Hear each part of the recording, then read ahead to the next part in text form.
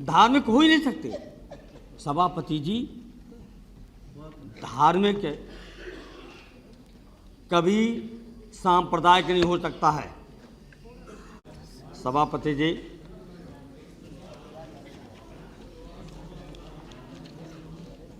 जो माननीय प्रिय रंजन दास जी ने कुछ कहा है, मैं उसको दोहराना नहीं चाहता हूँ, लेकिन न्यायालय द्वारा रोक के स्थल पर विवादित स्थल पर विश्व हिंदू परिषद के नेताओं ने प्रवेश किया है, वो निंदनीय है और उसकी निंदा करनी चाहिए। और इस सवाल को राजनीतिक दल नहीं या राजनीति नहीं, ये सवाल है देश की एकता से, ये सवाल है हिंदुस्तान के सभी संप्रदाय के लोगों की भावनाओं का आदर करने का। लेकिन अफसोस के साथ कहना पड़ता है कि प्रवेश किया है विश्व हिंदू परिषद के नेताओं ने, लेकिन इसको भी दिल्ली की सरकार और उत्तर प्रदेश सरकार विवाद बना रही। मुख्यमंत्री कहते हैं उत्तर प्रदेश के, और खुल करके कहा कि विश्व हिंदू परिषद के नेता ने गर्भगृह तक प्रवेश ही नहीं किया। एक बार नहीं, अनेक बार मुख्यमंत्री ने बयान दिया। और प्रधानमंत्री जी कहते हैं कि विश्व हिंदू परिषद के लोगों का प्रवेश करना गलत था, नहीं करना चाहिए था। लेकिन मुख्यमंत्री अब भी कहते हैं कि प्रवेश किया ही नहीं। और प्रवेश जब किया ही नहीं तो छोटे छोटे अधिकारियों को मुअत्तल क्यों किया गया? क्या आरोप है? बताएं गृहमंत्री जी, उत्तर देंगे तो बताएंगे प्रधानमंत्री या गृहमंत्री की। आखिर आपके मुख्यमंत्री का वक्तव्य सही है या आप क्या कहना चाहते हैं, या प्रधानमंत्री का वक्तव्य सही है? इसको भी विवादित बनाया जा रहा है पूरी की पूरी तरह से। और जबकि ये सही है कि तत्काल उनको गिरफ्तार करके जेल भेजना चाहिए था, लेकिन हम जानते हैं कि भाषण में कुछ और कहेंगे, अयोध्या में कुछ और कहेंगे। लेकिन प्रियरंजन दास जी, आपसे मैं कहना चाहता हूं कि विश्व हिंदू परिषद और बीजेपी को अलग अलग कब से मान रहे आप? ये एक हैं। इसमें कई सांसद हैं जिनके नाम नहीं लेना चाहता हूं। लोकसभा के अंदर हैं भारतीय जनता पार्टी के लोकसभा के मेंबर, और बाहर जाकर के हो जाते विश्व हिंदू परिषद, और इसी तरह से यहाँ हो जाते हैं लोकसभा के सदस्य, है नहीं अयोध्या के लोकसभा के मेंबर, और बाहर कटार साहब हो जाते हैं बजरंग दल के नेता। इनके एक चेहरे नहीं हैं, एक सर नहीं है। भारतीय जनता पार्टी के सर कई हैं, रावण के तो 10 ही थे, इनके पता नहीं 1 दर्जन हैं। हाँ,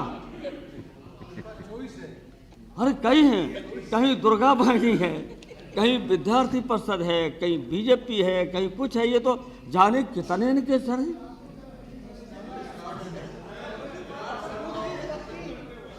इसलिए अरे शांति तो सुनिए, मैंने किस तरह से महाराज जी को सुना है। महाराज जी ने हिंदू पाठ पढ़ा रहे, हाँ, इसलिए हम समझाइए इनको। और दूसरी तरफ हम कहना चाहते हैं इसमें असलियत क्या है। इनका जो बार बार दिल में इनके अंदर न राम है और न देश है, न देश की एकता है और न ही देशभक्ति है। इनको केवल कुर्सी है और केवल सत्ता। और नहीं अगर था तो संगम पर जब विश्व हिंदू परिषद कहिए चाहे बीजेपी कहिए और सम्मेलन हुआ और सम्मेलन में ऐलान कर दिया कि 11 मार्च को हम मंदिर बनाएंगे। 11 मार्च या 12 एक यही है। ये तो प्रधानमंत्री जी ने कहा कि 12 मार्च तक हम समाधान निकालेंगे। चलिए 12 ही सही। आप थे शामिल तो ठीक है, आप शामिल थे तो बीजेपी के हम के विश्व परिषद के तो यही तो देख लीजिए, सच नहीं बोल सकते, धार्मिक ही नहीं है, धार्मिक हो ही नहीं सकते। सभापति जी धार्मिक कभी सांप्रदायिक नहीं हो सकता है और सांप्रदायिक कभी धार्मिक नहीं हो सकता। किसी धर्म को गाली देना, किसी के पूजा स्थल को अपमानित करना, ये कभी भी धार्मिक नहीं हो सकते। और जब उन्होंने ऐलान किया था उसी दिन गृह मंत्री जी, आपको प्रधानमंत्री जी को दोनों को कह देना चाहिए था कि जब तक हम प्रधानमंत्री हैं, जब तक गृह मंत्री हैं, तो रथ चलाइए, गृह मंत्री हट जाइए, खूब रथ चलाइए, अयोध्या में खूब प्रवेश कीजिए। लेकिन जब तक प्रधानमंत्री हैं, गृह मंत्री हैं, तब तक हमारी लाश पर कोई भी मंदिर बनाएगा, ये कहना चाहिए था आपको और प्रधानमंत्री जी को। लेकिन आप साहब उम्मीद से नहीं कर सकते कि जब पहले मस्जिद गिराई गई थी तो चीनी बांट रहे थे, आप तो चीनी बांट रहे थे। और प्रधानमंत्री जी कभी कहते हैं कि देश की भावनाओं का, राष्ट्रीय भावनाओं का प्रकटीकरण है, लेकिन उनको सच बोलने की जगह मिली अमेरिका की जगह। हिंदुस्तान में सच बोल नहीं सकते थे। अगर हिंदुस्तान में सच बोलते तो हो सकता रघुनाथ झा एकदम खड़े हो जाते कि ऐसा नहीं मैं करूँगा, तो आगे सरकार गिर जाती। हो सकता नायडू खिलाफ हो जाते, हो सकता डीएमके खिलाफ हो जाते। वहाँ तो ये क्या करके आए और प्रभुनाथ जी हाल खड़े हो जाते। प्रभुनाथ जी किसी की मान नहीं सकते थे। रघुनाथ जी प्लीज। अरे इसकी वजह से तो यहाँ आके ही बैठ गए, उसी की वजह से। अगर इनकी गलतियाँ नहीं होती तो आज यहाँ होते ही नहीं, तो दे वहाँ होते। और हम और आप यहाँ और इनकी उत्पीड़न सहन करते, जो आज उत्पीड़न वो कर रहे थे, ये कर रहे थे, वो तो अंतर हमारी तो दोनों ने उत्पीड़न किया है, ये सही है, इसमें क्या है। लेकिन इनको तो सजा मिली है, लेकिन आप सजा से बचिए रघुनाथ झा। आप न रहेंगे धर के न उधर के, वो तो रह सकते हैं, वो तो वहाँ पहुँचेंगे या वहाँ रहेंगे। आप न यहाँ रहेंगे, वहीं कहीं रह जाएंगे, हाँ गेट पर। आप सोचिए रघुनाथ जी झा साहब। इसलिए हम आपसे कहना चाहते हैं, दोस्ती हो रही है क्या? आप घबराते क्यों? इसलिए हम आपसे कहना चाहते हैं कि उस वक्त आपको रोकना चाहिए था, अब भी रोकना चाहिए। और गृह मंत्री पद से हट जाइए, फिर आप भी शामिल हो जाइए, हमें कोई एहता नहीं होगा। हम जानते हैं क्यों आप यहाँ कुछ भी बोलेंगे। लिब्रान कमीशन ने कहा मुझे गर्व है, जो आंदोलन चल रहा है या मंदिर निर्माण काम हो रहा है, जो कुछ हो रहा है उसमें मुझे गर्व है, ये आपने कहा। और फिर कहेंगे आप भाषण में, ये बहुत मेरे साथी कहें, शायद आप तो नहीं कहेंगे, आप तो इतने परिपक्व हैं, संजीदा है कि शायद आप तो नहीं कहेंगे मुलायम सी राजनीति कर रहे हैं, क्योंकि अरे राजनीति क्या नहीं कहेंगे। चौबे जी प्लीज। हाँ वो है, वो ही तो मैं कहना चाहता हूँ, इसलिए। लेकिन हम आपसे कहना चाहते हैं कि तो आप तो इसे नहीं कहेंगे कि आप तो खुद कह बैठे हैं अमृतसर में, जो मैंने सुबह कह दिया दोहराना नहीं चाहता। अगर पास होता है तो तोरानित लाभ, नहीं होता है तोरानित लाभ। हम जानते हैं कि आपका निशाना कहाँ है, हम जानते हैं, आप समझते हो, क्योंकि हमारी सभ्यता मिली जुली है। और आपने जिस तरह से मस्जिद को ढहाया था, उसका परिणाम ये निकला कि मैं बधाई देना चाहता हूँ देश की जनता को। आने वाले चुनाव में आप हारे, जनता ने नहीं स्वीकार किया। और आज भी हम कहना चाहते हैं, सांप्रदायिकता के बल पर या सांप्रदायिकता की कीमत पर या उच्चतम न्यायालय या किसी भी न्यायालय के आदेश का उल्लंघन की लाश पर अगर कोई मंदिर बनाएगा जबरदस्ती बहुमत के बल पर, ताकत के बल पर, तो हिंदुस्तान की जनता कभी स्वीकार नहीं कर सकते और हम में भी जितनी शक्ति होगी उसका डट करके मुकाबला करेंगे। बल अगर बहुमत के बल पर ताकत के बल पर करो विरोध करेंगे, क्योंकि ये जब फैसला और आज भी हमारी नीति है। आप कहते ठीक है, बातचीत के माध्यम से अगर कोई फैसला होता है कर दीजिए फैसला। दोनों संप्रदाय के बातचीत से अगर समाधान निकलता तो हम इस राज्य के शुरू से थे सबसे पहले हिंदुस्तान के व्यक्ति मुलायम सिंह थे इस बात के लिए, जो कहा था कि बातचीत के माध्यम से और लोकतंत्र में बातचीत असफल हो जाती है तो न्यायालय के अलावा कोई रास्ता बचा नहीं, फिर आपको न्यायालय का आदर करना चाहिए। लेकिन आप क्या कहेंगे, हमारी भावना का सवाल है, हमारी आस्था का सवाल है, यही कह करके हमको चुनौती दी थी और हमने तो कह दिया था कि सरकार कुर्बान कर सकते हैं, लेकिन हम जब मुख्यमंत्री रहेंगे तब तक हमारी लाश पर भी मस्जिद नहीं गिराई जाएगी और नहीं गिराने दिया। वो देश की एकता का सवाल था। हमने कोई मुसलमानों को खुश करने की बात नहीं की थी। मुसलमानों को खुश केवल करके हम कोई राज पाठ नहीं ले सकते, हम चुनाव नहीं जीत सकते हैं। हम जानते हैं कि सारे मुसलमान, सारे सिख, सारे अल्पसंख्यक एक हो जाएं, सब हमको वोट दे दें और हिंदू वोट नहीं देगा तो हम कभी सरकार में आना दूर, हम लोकसभा में नहीं आ सकते। मुझे पता है श्रीमान जी, 2.5% जहाँ मैनपुरी में हैं तहाँ आपकी जमानतें जब्त करा के आते, 2.5% को अल्पसंख्यक हैं और जहाँ 8 बार MLA जीते हैं वहाँ 3% हैं मुसलमान, बाकी हिंदुओं ने आपकी जमानत कई बार जब्त की है। जब आपकी सरकार थी 91 में हर तरह से कोशिश की गई तो उसके बाद भी जमानत जब्त की थी हिंदुओं ने। लेकिन हम उस पर नहीं जाना चाहते हैं, लेकिन सबक सीखना चाहिए। आपको सबक सीखना चाहिए था कि 6 दिसंबर 1992 में मस्जिद गिरा करके आपकी हार हुई, उत्तर प्रदेश में आप हारे, मध्य प्रदेश में हारे और कई जगह हारे, उसी के बल पर आप चुनाव लड़े। लेकिन उसे सबक सीखना चाहिए और आज हम कहना चाहते हैं अगर सबक नहीं सीखा तो अब तो फिर जो संख्या थी वो संख्या क्या रह जाएगी, आपको यहीं 2 पे ही न पहुँच जाए कहीं जो आप 1980 में थे। 80 या 50 में 2-2 जीत के आए थे, हम भी हारे थे, आप भी हारे थे, लेकिन वही हालत आपकी हो जाएगी। इसे आपको सबक लेना चाहिए। लेकिन हम आपसे कहना चाहते हैं कि इन सारे सवालों पर सरकार जो चुप्पी है ये कह गए, हम इसलिए उसको नहीं कहना चाहते दोबारा, लेकिन हम ये मान के चलते हैं कि ये आतंकवाद, ये कहना कि ना हम न्यायालय मानेंगे, न संविधान मानेंगे, न कानून मानेंगे, ये आतंकवाद है और आतंकवाद नहीं तो गृहमंत्री जी बताएंगे क्या क्या है। और ये आतंकवाद यही नहीं, जो अमेरिका में मुसलमानों की दाढ़ी के बहाने या दाढ़ी को देख करके सिखों पर भी जुल्म किया गया, वो भी हम आतंकवाद मानते हैं।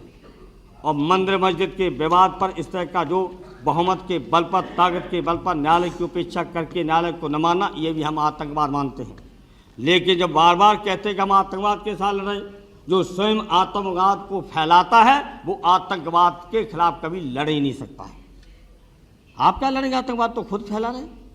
ये आतंकवाद नहीं, क्या न्यायालय को नहीं मानेंगे, संविधान को नहीं माने, कानून को नहीं माने, कहेंगे आस्था का सवाल है, हमारी भावना का सवाल है, चाहे जो हो जाए। और फिर ये जाकर के कहे विश्व का एक नेता मुख्यमंत्री थे, क्या मुख्यमंत्री कहते दोबारा आप जीत नहीं सकते चुनाव, हम आपको दोबारा मुख्यमंत्री बनाने के लिए प्रवेश किया है। और मुख्यमंत्री मुस्कुरा देते हैं उत्तर प्रदेश के, क्या मतलब है इसका? सीधा निशाना आपका है उत्तर प्रदेश का चुनाव, और इसीलिए भावनाएं भड़का रहे। आप हर स्तर पर हो गए असफल, आपने किसानों को किया बर्बाद, दुकानदार व्यापारी हो गया खिलाफ, छात्र और नौजवान और सारा का सारा शिक्षकों का, और जिस तरह से वकीलों की पिटाई, कोई वर्ग रहा नहीं आपके साथ। आप केवल सहारा ढूंढ रहे। इसी तरह से जिस दिन से अफगानिस्तान की लड़ाई शुरू हुई और अफगानिस्तान की लड़ाई के बाद लगातार कोई न कोई इस तरह का काम करना जिससे सामुदायिक भावना भड़के, और उसी का नतीजा था कि आप आगरा में प्रवेश कर गए 24-25 हज़ार, और ताजमहल को गंदा कर दिया। और गृहमंत्री जी उस सम्मेलन का उद्घाटन करने जाते हैं, प्रधानमंत्री जी समापन करते हैं, और प्रधानमंत्री समापन करके उनके आते हैं दिल्ली, और इतनी देर में प्रवेश हो जाता है ताजमहल के अंदर। सारा ताजमहल गंदा कर दिया। क्या ताजमहल मुसलमानों का है? ये हमारे देश की राष्ट्रीय संपत्ति है। 100-150 साल पहले हिंदुस्तान की पहचान ताजमहल से थी, दुनिया का आश्चर्य। आप इस तरह से कभी कहेंगे निशानी मिटा देंगे, ये भी तो अंग्रेज की बनाई हुई है, निशानी मिटा दो इसको भी, यही करते रहोगे। और फिर हमको नियम के पालन, आप लोग भी खूब नियम का पालन कर रहे थे। इसलिए हमारी स्पष्ट मांग है सभापति जी, नहीं हमें भरोसा है उत्तर प्रदेश की सरकार पर और नहीं भरोसा अब केंद्र की सरकार पर। अब राष्ट्रीय एकता परिषद की बैठक तत्काल बुलाइए और राष्ट्रीय एकता परिषद में ये सवाल आना चाहिए कि अगर उन्होंने जबरदस्ती मंदिर बनाने की कोशिश की तो सरकार क्या करेगी बताना चाहिए और राष्ट्रीय एकता परिषद में इसका फैसला होना चाहिए।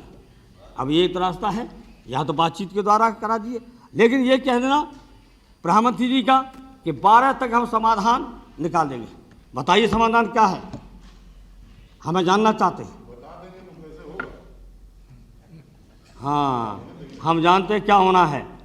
पूरा का पूरा सभापति जी, उसका पूरा का पूरा निर्माण काम हो चुका है, केवल जोड़ने का समय रह गया है, केवल सेट करने का रह गया है देरी, और सारा का सारा मंदिर बना चुके हैं, ये मुझे मालूम है। और इसलिए हम, आप कहते हैं प्रधानमंत्री बता देंगे तो फिर पता चल जाएगा। पता तो हम जबरदस्ती तो हम आपका मुकाबला तो करेंगे, लेकिन आपकी पुलिस होगी, आपकी फौज होगी, और पुलिस में फौज हटा दिया जाए, सच्चा बल हटा दिया जाए तो हमको पता है कि फौज बल हम लोगों के भी जनता कब नहीं, जनता विरोध करेगी और जनता के सामने आप फिर गाजीपुर से निकल भी नहीं पाएंगे। ये भी है, इतनी भी क्षमता रखते हैं। लेकिन पुलिस हटा दो PSC, हटा दो फौज, तब पता चलेगा। लेकिन ये नहीं कहना चाहिए, इसको हम नहीं कहना चाहते, आप चुनौती नहीं देते हैं। लेकिन आप जो कहते हो इसकी वजह से कह रहे हैं कि कुछ भी नहीं, जनता को भ्रमित रख रहे हैं। 12 मार्च का क्यों, 12 मार्च ही तारीख क्यों है? क्योंकि 12 मार्च तक चुनाव होना है। आप कह चुके पहले उत्तर प्रदेश में सरकार बना दो, मंदिर बनाएंगे। उत्तर प्रदेश सरकार बन गई, नहीं मंदिर बना सके। फिर कहा कि नहीं, दिल्ली में जब सरकार बनाएंगे तब मंदिर बनाएंगे। अब दिल्ली में सरकार बन गई, और लेकिन अब जनता समझ गई कि मंदिर और मस्जिद से गिराने से हमें क्या मिला, महंगाई हमको मिली, भ्रष्टाचार हमको मिली, बिजली पानी कुछ भी नहीं रहा, गरीबी बेरोजगारी बढ़ी है, त्राह त्राह मची है। इसलिए अब उनको चाहिए पानी, उनको चाहिए बिजली, उनको चाहिए सड़क, उनको चाहिए विकास। इसलिए अब आपके इन मुद्दों पर कोई भी वोट मिलने वाला नहीं है, जनता समझ गई है पूरी की पूरी। और इसीलिए आपने कई जगह भड़काने की कोशिश की, गोंडा में दंगा कराने की कोशिश की, और ताजमहल में इसीलिए गंदा ताजमहल को किया है। अरे सभापति जी, हम क्या क्या बताएं, उसको जूता पहन के गए, थूका है, गंदा किया है, घास तोड़ी है, पेड़ के पत्ते तोड़े हैं, सेठ नहीं पीते थे तो भी सेठ पी के बुझा करके वहीं डाला है, माचिस वहीं डाली है, बुझा करके गंदा किया है उसको, और किसी के खिलाफ गिरफ्तारी नहीं। और क्या कहने लगे कि ये तो, और यहाँ तक बयान दे दिया, मुझे आश्चर्य हुआ कि वो समाजवादी पार्टी के समर्थक सारे प्रवेश कर गए ताजमहल में। अगर समाजवादी पार्टी के प्रवेश कर गए होते तो लाठी डंडा हमारी तो राष्ट्रकाल में तो कई बंद कर दिए हैं, केवल किसानों की लड़ाई लड़ने की वजह से सतीश फौजी आज बंद है बनारस की जेल में, और कोई अपराध नहीं। मैं गृहमंत्री जी से भी कह चुका हूँ, उस दिन प्रधानमंत्री जी से भी कहा कि क्या अपराध है सतीश फौजी का, केवल उसका बदला का भावना यही है। फूलन देवी की हत्या के बाद अगर उसने प्रदर्शन कर दिया है, रास्ता रोक दिया, लेकिन वो नहीं है, वो असली उससे गुस्सा था कि किसानों की ज़मीन बचाई है बनारस के अंदर लड़कर, एक बार नहीं 2 बार वो ज़मीन बचा दी। अब वो फौजी को रास्ता लगा दिया है कोई, और किसका है? आपको ताजुब होगा सारे लोगों को, उसका बाप बहुत बड़ा स्वतंत्रता संग्राम सेनानी, और जब उनके पिताजी का हालत गंभीर हुई तो कई वकीलों ने, कई राजनीतिक पार्टियों ने, आपकी पार्टी के लोगों ने भी राय दी कि कम से कम स्वतंत्रता संग्राम सेनानी का सतीश फौजी बेटा है, उसको देख ले लो, अंतिम दर्शन करने नहीं करें।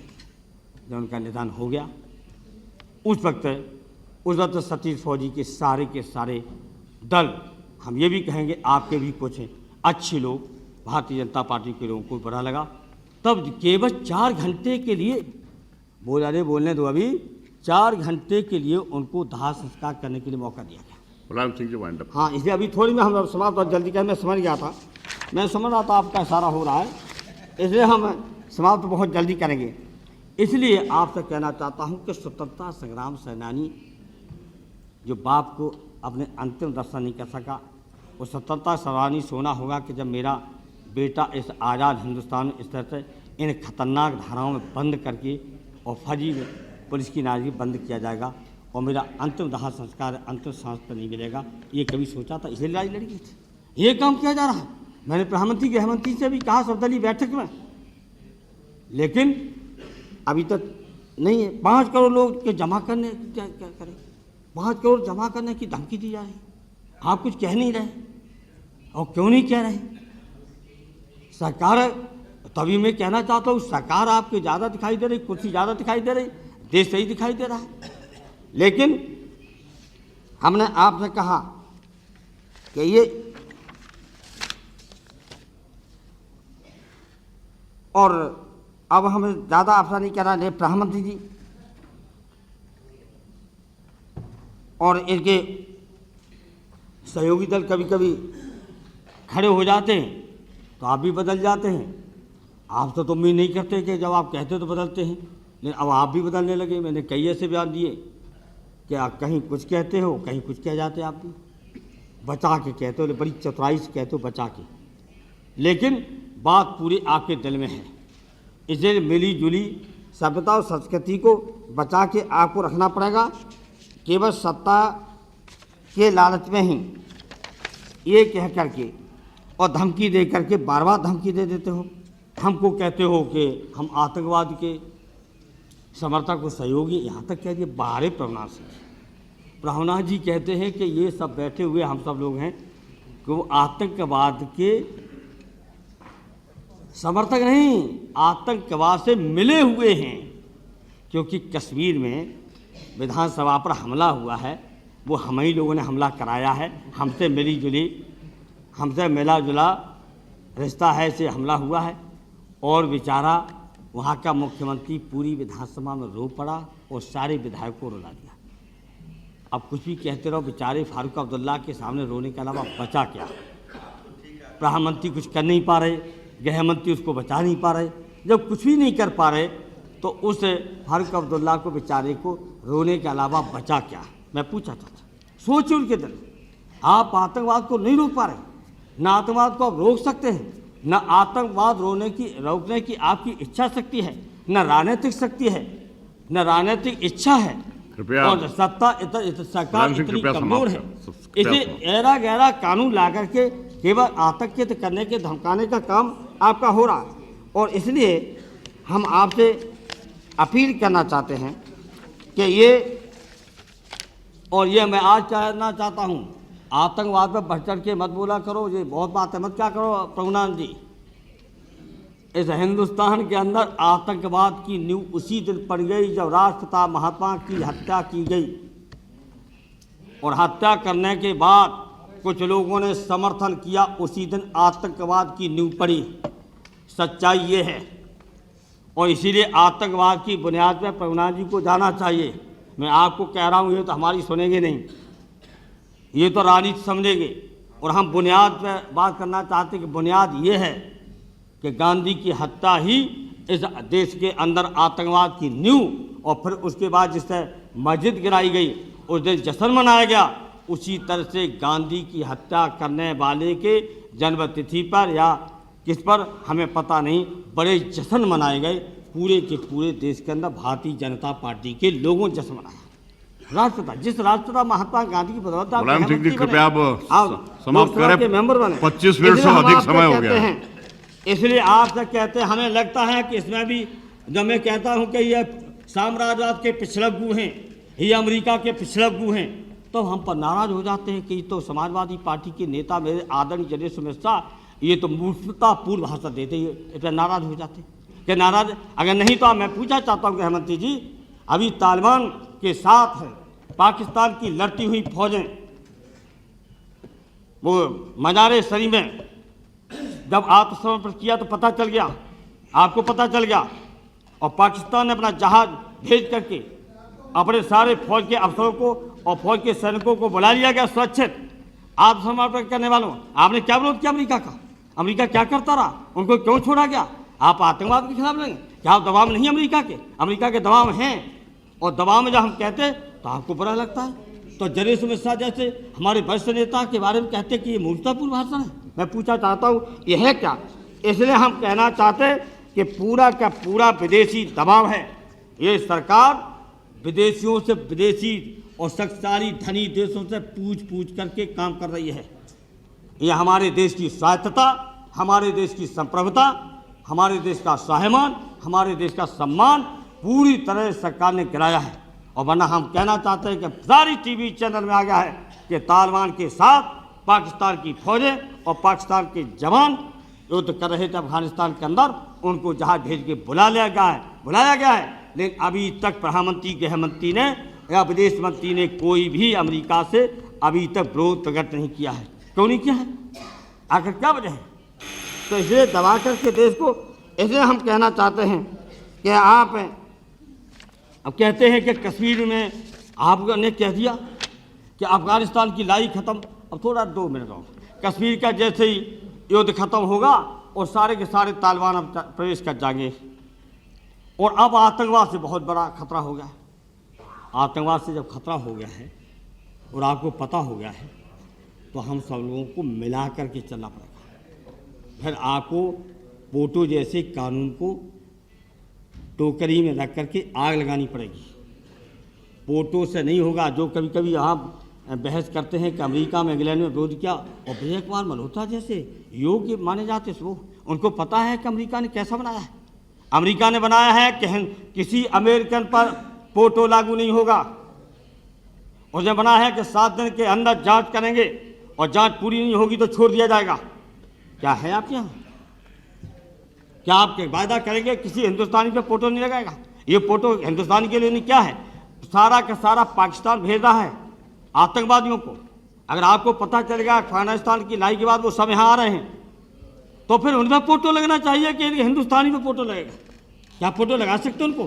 फोटो लगाना तो दूर रहा, कैसे दोनों आतंकवादियों को जितनी सेवा की है, हथकड़ी तो दूर रहा, मेहमान बना करके कितनी शर्म की बात है। जहाजी भेज देना चाहिए था, लेकिन आपने विदेश मंत्रियों साथ में भेज दिया। माननीय मुलायम जी, जब फोटो पर बहस हो तब बोलिएगा उस पर, अभी समाप्त करें। मिली जुली है सभ्यता संस्कृति, इसको इस मौके पर गृह मंत्री जी, संकट है, पूरे अंतर्राष्ट्रीय संकट है आतंकवाद का, हिंदुस्तान उसकी चपेट में है। इसलिए हम चाहते हैं कि आप सबकी भावनाओं का आदर करते हुए मिलजुल करके इस देश की एकता, अखंडता और इस देश को बचाने का काम कीजिए। सत्ता केवल नजर मत रखिए, सत्ता में आकर के न आतंकवाद का आप मुकाबला कर सकते हैं, न पाकिस्तान का कर सकते हैं, न अफगानिस्तान का करते हैं। हम तो जानते रोजाना धमकी दी जाती पाकिस्तान। आपके प्रधानमंत्री बार बार कहते हैं कि मेरे संयम का फायदा मत उठाओ, मेरे धीरज को मत तोड़ो, अब मेरा धीरज टूटने वाला है। क्या बंदर घुड़की देते हो? वो उसी तरह देते हैं कि एक नई लड़की अपने मायके चली, ससुराल गई, तो उसका बस यही आखिरी है, हमारी ममता बनर्जी, यही आखिरी है, यही आखिरी। उसका पति, ये सुन लीजिए, आपके खुलने लायक है समझिए। तो उसके पति ने बार बार कहा, आपके दल के किसी माननीय सदस्य को समय नहीं मिल पाएगा, सुन लीजिए, ऐसा करो वरना, फिर धमकी दे दी, फिर ऐसा लाओ करके लाओ वरना। बड़ी दुखी, रोजाना गाली देना, रोजाना उसको धमका देना। जब गई माँ के तो अपनी सहेली जो दोस्ती उससे पूछा कि रोजाना धमकी दे, तो उसने कहा कि आपकी जब दे धमकी तो उसके पति आपका, तो कहना वरना क्या क्या कर लोगे। तो गई तो पति ने फिर डांटा, ऐसा करो, ऐसा करके लाओ वरना। उसने कही क्या करोगे, क्या कर लोगे? उसने कहा गर्म पानी लाओ वरना क्या करोगे? कुछ नहीं, ठंडा पानी से नहा लेंगे।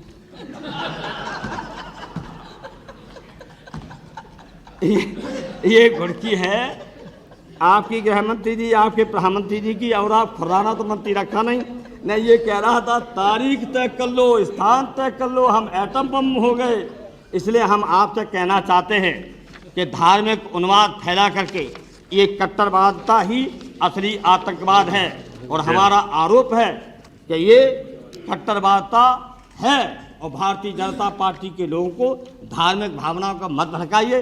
हिंदू उस पर हम व्याख्या नहीं करना चाहते। हमने बड़े बड़े शंकराचार्यों से पूछा, अब तो हिंदू शब्द जब चली गया है तो हिंदू सब हो गए। हमारी किसी भी पुराण में, किसी भी वेद में, गीता में, रामायण में, जितने ग्रंथ हैं उनमें कहीं भी हिंदू शब्द, अगर हमारे चिन्मानंद जी बहुत पढ़े लिखे, शब्दों के पर बड़ा नियंत्रण है, कहीं हिंदू शब्द बता दो। वो तो हिंद नदी से हिंदू बन गया वहाँ के रहने वाले, इधर के उधर कुमारी ममता बनर्जी, मुलायम सिंह जी, कहीं भी किसी प्रकार का हिंदू नहीं है। मुलायम सिंह जी, आपसे निवेदन है आप समाप्त करें। इसलिए हम कहना चाहते हैं ये अयोध्या का विवाद बातचीत के द्वारा, न्यायालय के द्वारा हमारी मिली जुली सभ्यता और संस्कृति है। केवल आपको मुसलमानों के खिलाफ ये भावना भड़का करके और हिंदुओं को इकट्ठा करने की कोशिश है। केवल उत्तर प्रदेश का चुनाव मुझे पता है, उत्तर प्रदेश में आप हार रहे इसलिए, और ये हम कहना चाहते हैं कि 1992 में आपने मस्जिद गिरा करके भी हिंदुस्तान के हिंदुओं की भावनाओं को इकट्ठा नहीं कर सके थे, अब तो आप कर ही नहीं सकते। इसलिए बातचीत या अदालत के माध्यम से इस समाधान करना चाहिए और अदालत की बात मानना चाहिए। और अगर दोनों के समुदाय को मिलजुल करके आप कर सकते हो तो हम उससे हमें कोई दिक्कत नहीं। हम तो मिली जुली, अगर बातचीत के सबसे बढ़िया रास्ता है लोकतंत्र का, अगर ये करके दिखा दो तो मुझे कोई एता नहीं। लेकिन अगर बहुमत के बल पर जबरदस्ती किया गया तो इसका डट के मुकाबला किया जाएगा।